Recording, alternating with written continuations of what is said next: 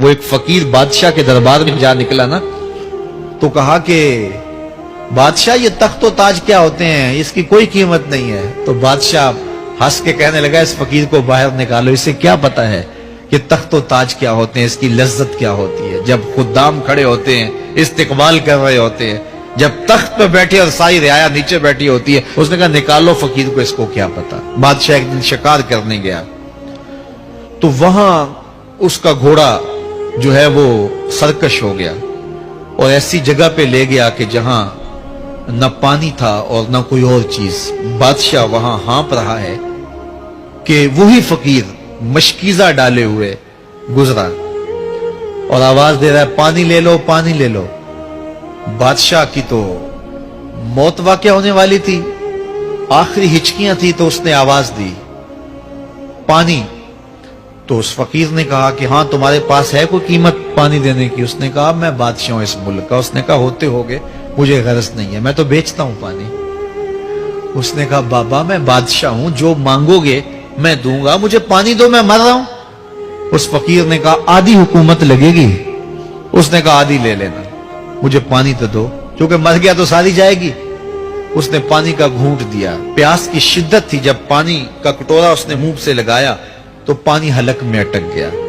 اب پھر دوبارہ مصیبت بن گئی تو اس فقیر نے کہا کہ میں حکیم بھی ہوں، اگر کہو تو تمہارا علاج کر دوں۔ اس نے کہا ضرور کرو، لیکن اس نے کہا میں یوں ہی نہیں کروں گا، آدھی باقی حکومت بھی لگے گی، وہ بھی لکھ دو۔ اس نے چمڑے کے اوپر لکھوا لیا، ساری حکومت لکھوا لی اور اس نے اس کا علاج کیا فوری۔ جو اس کے پاس ٹوٹکا ٹونا تھا تو اس کا پانی حلق سے نیچے اتر گیا۔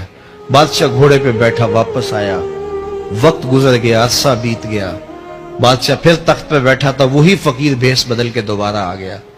پھر اس نے نصیحت کی کہ آخرت کو یاد کرو، یہ دنیا کچھ نہیں ہے، 4 دن کی کہانی ہے۔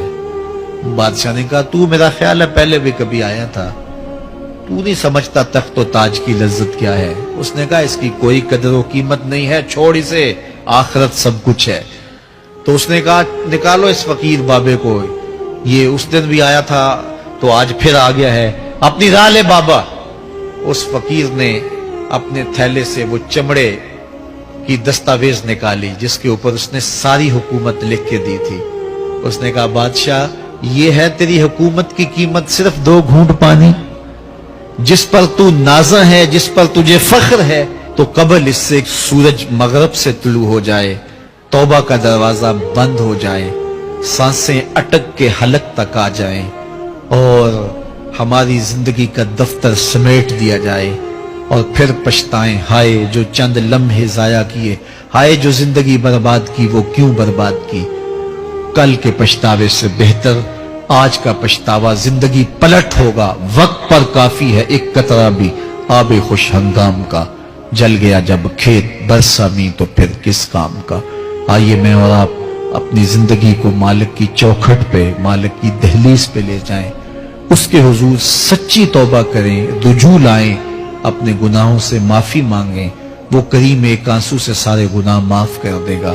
اپنی آخرت کی تیاری کریں، کاروبار دنیا بھی کریں، لیکن اصل ہماری زندگی آخرت کی زندگی ہے۔ صحابہ کو خندق کھودتے دیکھا تو پیار آیا تو یہی کہا اللہم ان العیش عیش الآخرہ، اے اللہ زندگی تو آخرت کی زندگی ہے، فاغفر للانصار والمہاجرہ، میرے انصار کو بھی بخش دے، میرے مہاجروں کو بھی بخش دے۔ تو اللہ تعالی ہم سب کی مغفرت فرمائے۔